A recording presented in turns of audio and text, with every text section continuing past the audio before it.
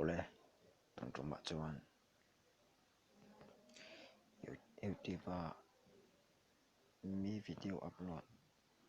comment dan le channel subscribe dan le comment to no delete dan soi kan tum don ani tiang hian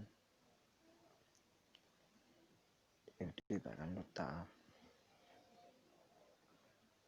ama saberin comment dan en kan tum pa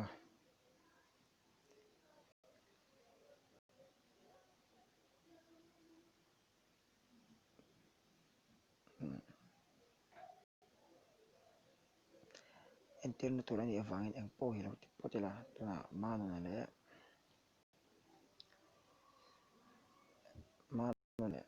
kami varte sa hi comment don tala kung tiang kon aron lang ta video kay enta chuan i comment do ani chuan a hnuaiah chawk thlai e public comment tia khon i click ang chuan i comment na tur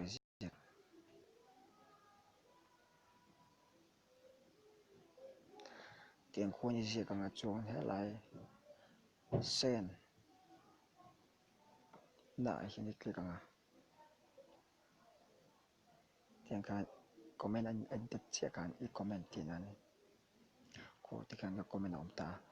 chuan comment kha kan lo du lo thei kan lo comment sol thei kha kan comment to nu khan delete le kan du ni chuan hemi kan comment na zone a hian helai a sir ding lampang dot pathum awma hian kan click anga delete edit kan thu comment na kha kan edit thei kan delete thei bo tiang khuan kan delete ang abo tinani chuan subscribe dan chu hetilai a hian subscribe ti alanga chuan kan subscribe ko kan click anga chuan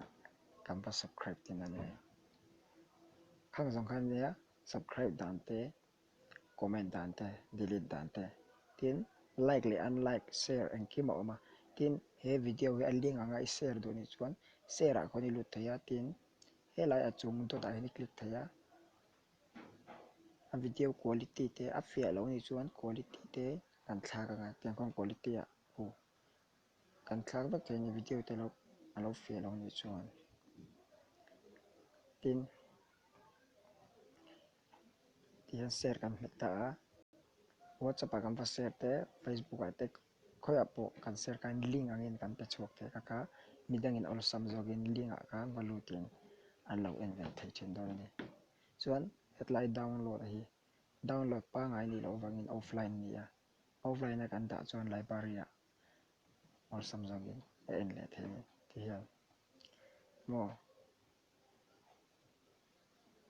te han foina ton tuma kan thil lo so kan im hu tir thei chu ni ta se tu tok le ta phot mai la ka channel te lo visit ta ka video upload te ron en ver chen ni chuan feedback min han pela that na ta that lo na lai ta kha in ron comment sak ram chen do ne ka lo